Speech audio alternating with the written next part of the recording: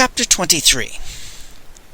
We met no more soldiers, as Master Lee directed me toward one of the staircases that led to gardeners' sheds. But when I took the old man on my back and climbed up and out beside a swirling pool where water had been dumped from a wheel, we both received a shock, this time from nature.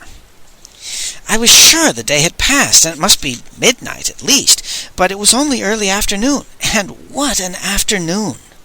The yellow wind had closed around Peking with a vengeance, and whirlwinds danced and darted through the city, and set clouds of debris spinning up into the air, to sail this way and that, and then drift back down to earth like dirty snowflakes made from ripped canvas, reed matting, splintered bamboo, garbage, and dead rats. Sand lashed our faces. Wind howled like wolves as gusts ripped between rows of elegant palaces, and a giant hissing noise came from lashed leaves and scraped tiles. The water of the Golden River was covered with a frothy cloud of spray from the impact of 1 billion tiny yellow grains, and the sun behind the haze seemed grossly swollen and as red as blood. Rows of blackbirds sat motionless upon towers and parapets, silhouetted against a burning sky. "Sky flame," Master Lee muttered in my ear. "What happens once can happen twice, even including a Deathbird's ghost boat rain race. Ox, the fastest route to the eunuch's courtyard is the Golden River, so find a raft and a pole and let's go." I knocked the shearing blade from the end of a long bamboo tree trimming pole and ripped the large wooden door from a gardener's shed and tossed it down into the water. It made a good enough raft, with enough buoyancy for the two of us, and I pushed off at the pole and caught what current there was. I rammed the pole rhythmically, shoving with long, smooth strokes, and we picked up respectable speed. Several times we plunged down over falls that were too decorative to be dangerous, and soon I could see ahead to our destination, and my heart felt squeezed as I realized the huge basilica I was looking at was the barracks of the Black Watch, where hog and hyena and jackal had taken Yulan. In front of it was a low wall that also formed the back wall of the eunuch's courtyard between their elegant palace and the palace of Southern Fragrance. All this was slightly downhill from us. The Golden River was taking us to falls that frothed down a low stone cliff that was one of the few natural barriers in the Forbidden City, and formed the front wall of the eunuch's courtyard. I want to clearly establish the scene as viewed from that little cliff. One looked down into a large circular courtyard paved with marble, in the center of which was a raised stone platform around an ancient well that had once been used for sacrifice during religious rites. A second raised platform stood at the base of the cliff, so the waterfall could form a dramatic background, and there dignitaries perched in their pride during great occasions. Left was the palace of Southern Fragrance, right was the eunuch's palace, and back was the basilica of the Black Watch. The closer we got, the more clearly I could see that every window and balcony was packed with people, gazing down to the courtyard, which was in turn packed with eunuchs and soldiers. When we were close enough to see the river disappear over the cliff, Master Lee had me pole to shore and lift the raft out. We continued on foot, and when we stuck our heads through some reeds beside the waterfall, we were looking almost straight down at the dignitaries' platform, where chairs were arrayed like thrones. In the center sat Lee the Cat, flanked by the two powerful eunuchs whose names had been on the list of corporate officers. Then on each side were the chairs of the remaining mandarins of the tea conspiracy, and Master Lee's fingers tightened on my shoulder as we saw the 5 ancient cages beside the thrones. "It's the cages, Ox," Master Lee said quietly. "Now our only hope is to reach those cages before envy gets to them. If I'm right, he only needs one more, and that must not be allowed to happen." Apparently we had arrived at a pause in some sort of ritual. I hadn't realized how abnormally silent the crowd had been until a vast collective sigh greeted the chief figure of the ceremony, who stepped from behind a screen decorated with sacred symbols. It was the Celestial Master. His cape was decorated with skulls, and behind him came a high priest carrying an ancient stone club on a gold-embossed pillow. They slowly mounted the steps to the platform around the old well. There was a long ritual prayer I couldn't hear and probably wouldn't have understood anyway, and then the ranks of soldiers parted to make way for two lesser priests leading a line of chained prisoners. The first prisoner was released from the lead chain. Still manacled, he was hauled up the steps and kicked down on his knees before the Celestial Master. The high priest raised his arms and voice to heaven, chanting something or other, and the Celestial Master raised the stone club above his head. I gaped in disbelief as the club swung viciously down and smashed the skull of the prisoner, and then with a powerful, contemptuous kick, the ancient saint shoved the corpse to the edge of the well, and it toppled down into the darkness. A great cheer rang out from the crowd, and the mandarins applauded. I stared at the sage. They've been praying to get the attention of heaven, and the Emperor of Heaven is not likely to be pleased, he said in a hard, tight voice. If the august personage of Jade has a fault, it's his hot temper, and we'd better do something fast before the doctrine of disaster gets an unfortunate workout. He punched my arm with short, rapid strokes. The cages, Ox. We must get those cages, and we can't worry about risk. Let's go. Yes, sir, I said. A second human sacrifice was being hauled to the Celestial Master's axe, which meant nobody was watching the cliff as I carried Master Li down it. I heard the cheer as again the stone axe crushed a human skull, and I began praying for help, fervently, but not blindly. I had a very clear image in mind. Where was the puppeteer? If Yen Shi would only appear with that dancing, daring light in his eyes, sword in each hand, flashing faster than the wings of hawk moths. We reached the shallow pool behind the platform and started slogging forward, and then Master Li let out a tiny yelp and stared up and to the left.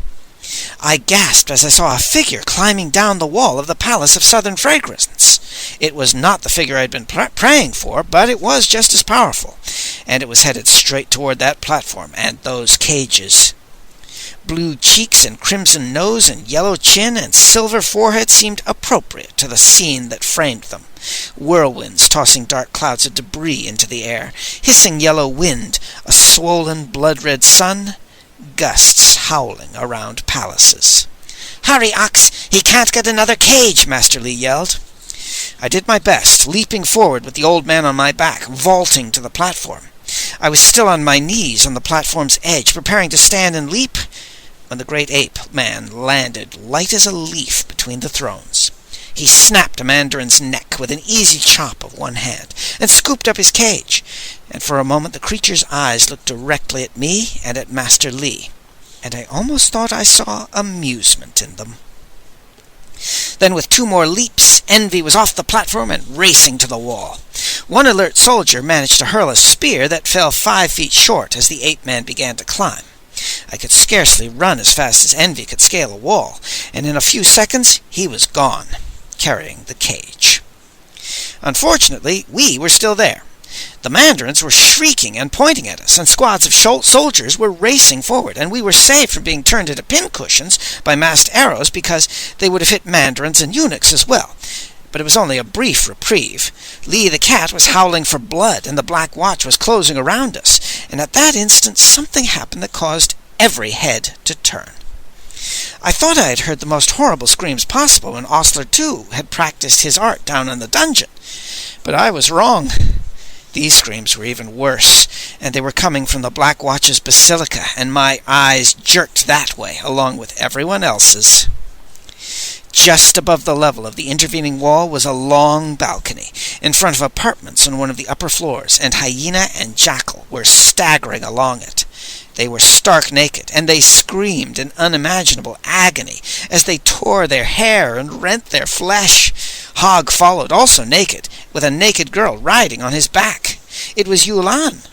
Hogg howled as horribly as the others as he tried to pluck his eyes out, and I realized that the three men were mad, hopelessly, horribly insane, and the heat waves that rose around them were causing illusions like dreams. And as in a dream, I thought I saw glittering fangs in the blurred area of Yulan's lovely head, and terrible claws at her waist, and something scaly and coiling near her legs. The mirage made the beautiful Shamanka appear to be laughing with delight as she rode a madman's back. But Master Li was pounding me, jerking on my arm, and I felt him jump from my back. He was diving for the cages. Li the cat and the soldiers stood transfixed, staring at the balcony, while Master Li snatched a cage from beneath a throne and jerked the brush from it. He squinted at the symbols engraved upon the bars, and then touched the figure of a man at an oar with the tip of the brush, twice. "Got, jump the wall," he chanted, and the brush touched the symbol of a drum. "Grab some grass to feed your mother." The brush touched a scarf and a head. "If she's not in field or stall," the brush moved to the blue dragon of the east and the white tiger of the west, "feed it to your hungry brothers." The brush moved rapidly over a sequence of rowers. 1, 2, 3, 4, 5, 6, 7, 8. A bright flash blinded me, and when my eyes cleared I was gaping at Tuan Hu, a great toad-like creature squatting in the center of the platform. Terrible eyes glared at me. The immense mouth opened. "Ox!"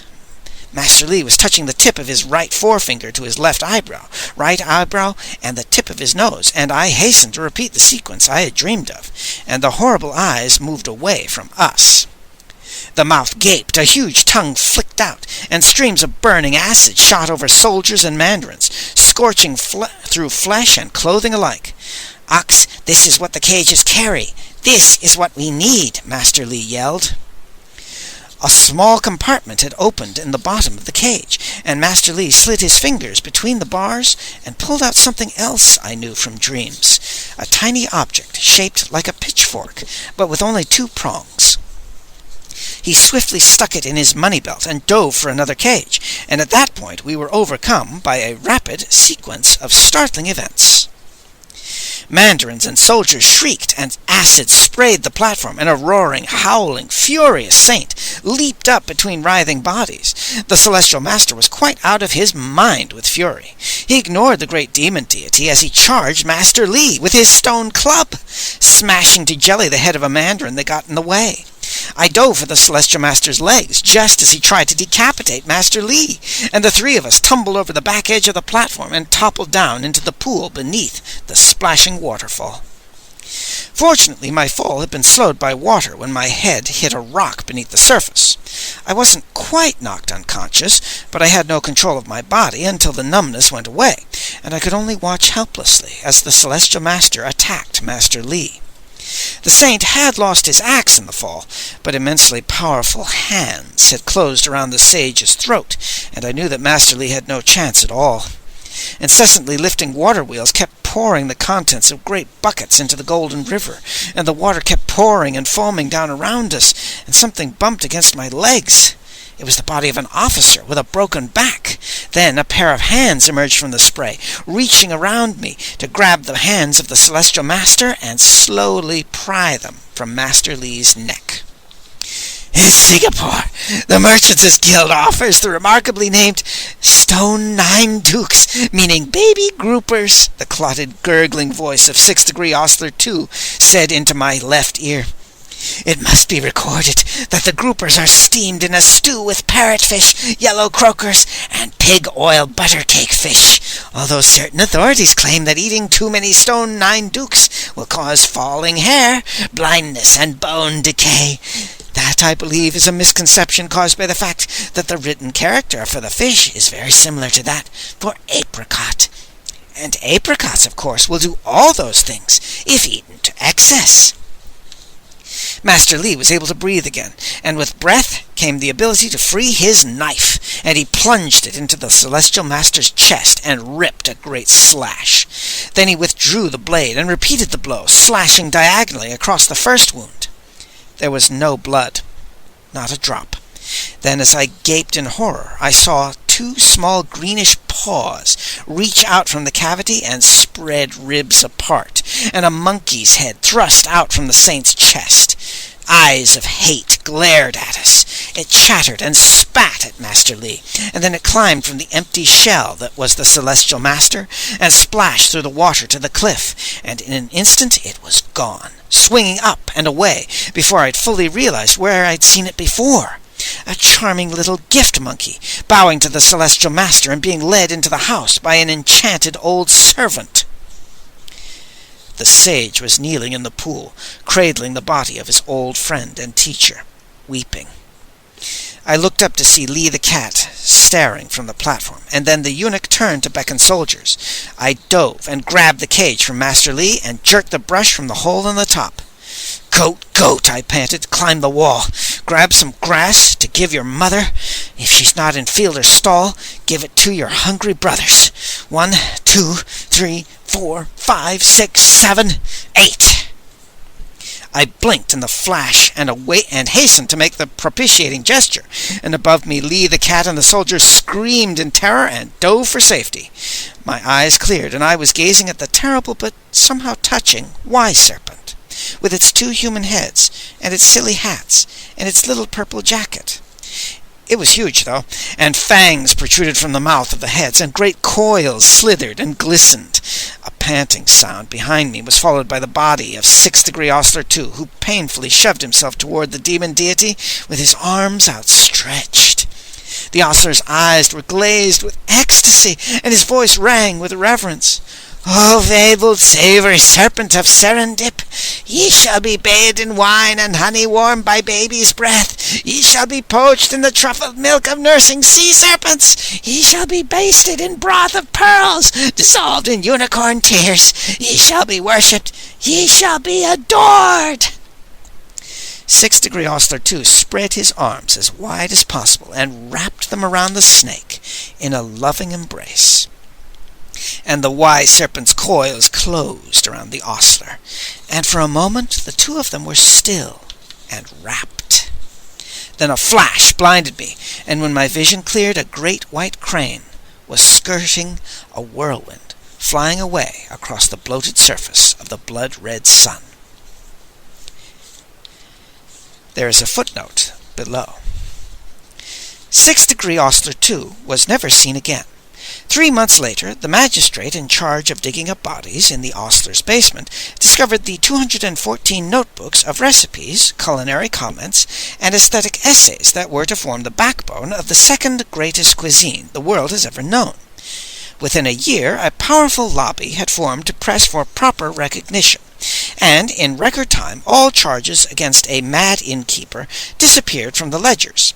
6th-degree Ostler II was elevated to the Pantheon, where his godly form is that of a prominent star in the Hyades asterism, and in many parts of China he is still worshipped as Tu Kang, patron of chefs and restaurateurs. Back to the main text. Ox! I tore my eyes from a flying crane to see Master Li scrambling for another cage. I dropped the cage I was still clutching, squawked like a goose, dove back on top of it, and reached inside and pulled out the little 2-pronged pitchfork. Then I leaped for another cage and found myself battling the last 2 mandarins and Li the cat. The problem was that they had 3 or 4 soldiers with them, and I was pinned between 2 overturned throne-like chairs as I tried to fend them off with a pike I grabbed from a dead soldier. The toad-like demon deity was still spitting acid, but it took care not to scorch friends, meaning those who made the proper gesture, so at least I had no problem there. As I tried to keep somebody's spear from becoming my second backbone, I heard 4, 5, 6, 7, 8. This time I closed my eyes before the flash did, and I opened them to make the propitiating gesture and see the only female sibling, Nu Pa, who seemed to be a low cloud no more than 2 feet tall. Then endless arms of fog reached out, and out, and out, and immense hands made of swirling marsh mist opened, and fingers touched howling soldiers and screeching eunuchs, and horrible black blisters spread over their faces and bodies, and they ran around clawing at the spots, and then they fell and went into convulsions and died. A black blistered eunuch had rolled screaming between the feet of the men surrounding me. That allowed me to snatch the brush from the last of the cages. Goat, goat, jump the wall, grab some grass to give your mother. If she's not in field or stall, give it to your hungry brothers. 1, 2, 3, 4, 5, 6, 7, 8. I closed my eyes tightly, gestured, and opened them to see the end of Lee the cat. Chi is one of the strangest of the demon deities. Its odor is musty, its color is the grayish-white of morning, its sound is a faint, sighing moan, and its form is the winding cloth of a corpse. The limp cloth slid over the platform like a snake and reached a pair of legs and began wrapping around them. Lee the cat stopped shrieking at me and looked down. He hacked with his sword and succeeded only in slicing his left thigh. He yelled and dropped the blade and grabbed with both hands. The cloth was unresisting. It fell away if pulled properly, but it began winding once more as soon as it was released. Now the other end was sliding up the eunuch's back, and a curl of gray-white, musty, moaning burial cloth wrapped around his chest, pinning his arms to his sides. The eunuch was screaming one shriek after another, and his eyes were bulging in horror. The ends were wrapping faster now, climbing his knees, waist, chest, shoulders, and then they wound around Lee the cat's neck and up over his chin. The crystal vial containing the parts he'd had severed to advance his position in life was shoved up in front of his face, and the cloth wound around and around, and his screams stopped, and his horrified eyes disappeared.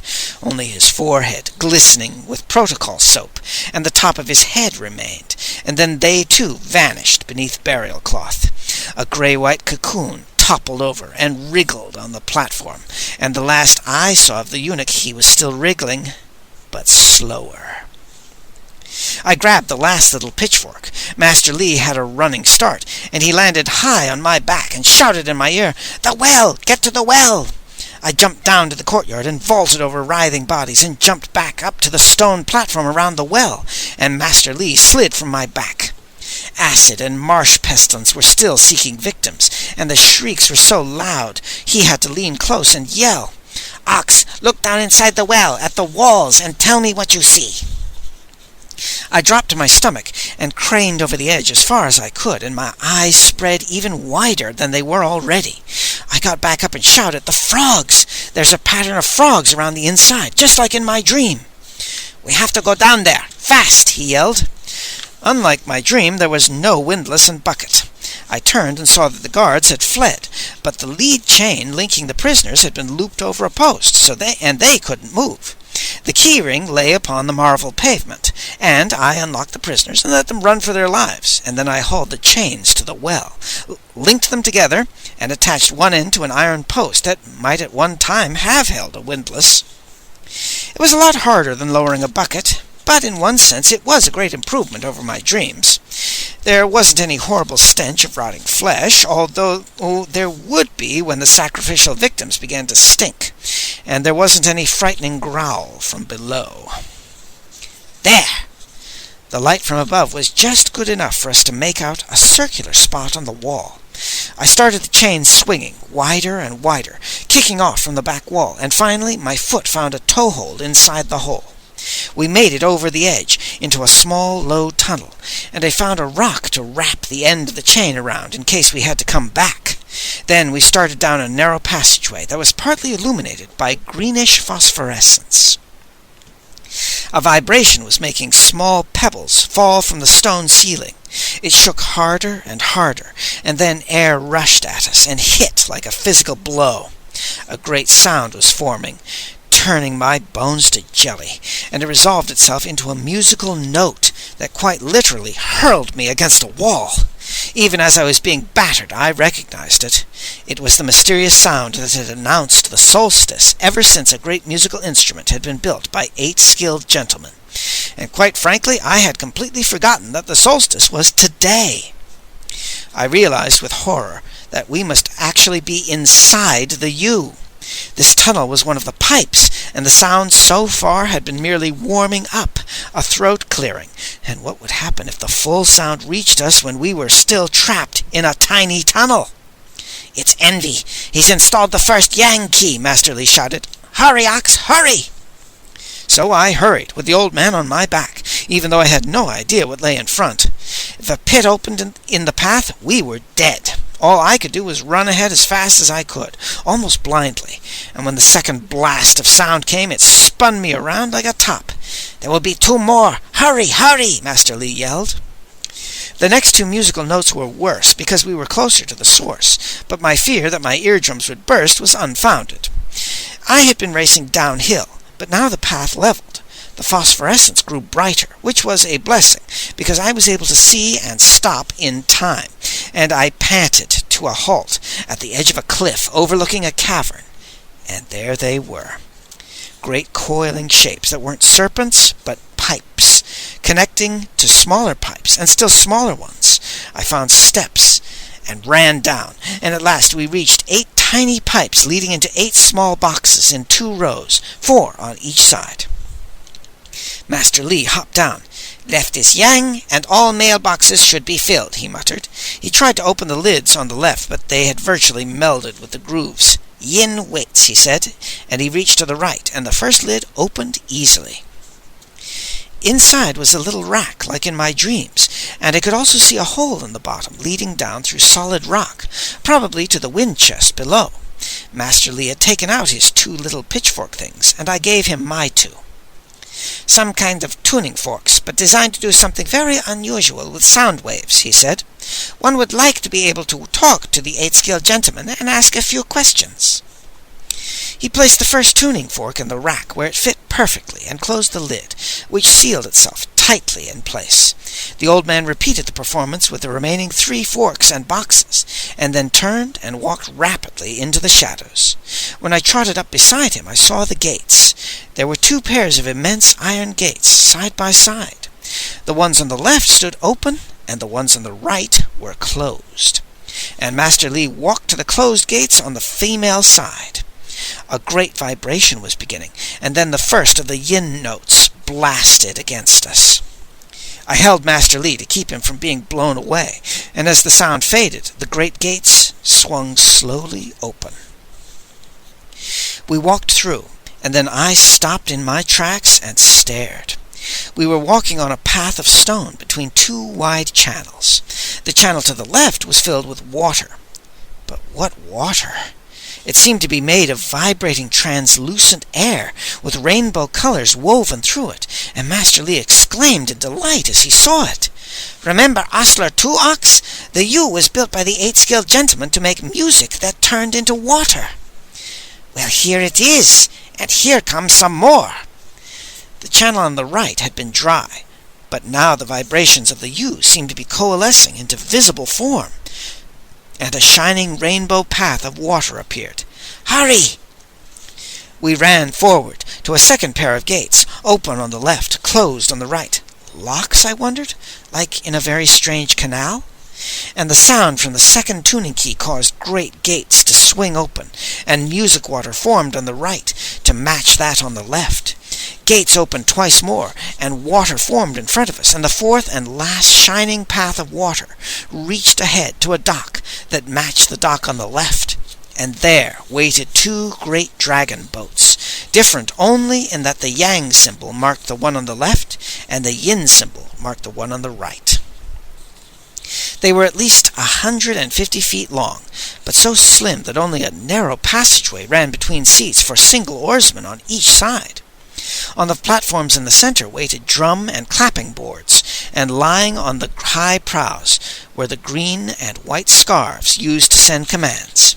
Each immense steering oar was 40 feet long, and I noticed that the prow of each boat had the traditional dragon head shape, but with a long tapering horn thrusting straight out from the center of the forehead. The crews were waiting on the docks, standing at attention, 88 oarsmen per boat, and I could distinguish the red bandanas around the foreheads of the brothers, the lead oarsmen. I saw other figures I couldn't identify, and then, as we came close, a gentleman in a simple white robe stepped forward and bowed. In this setting, the blue cheeks and crimson nose and silver forehead and yellow chin seemed entirely appropriate, and his voice was clear and resonant. "Believe it or not, Li Kao, I pray that you would perform the impossible and come to honor the solstice with me today," said Envy. Despite the claims of my critics, I am not a total idiot. I was not surprised, saddened, yes, even agonized at certain implications, but not at all surprised that the voice of envy was the voice of a puppeteer.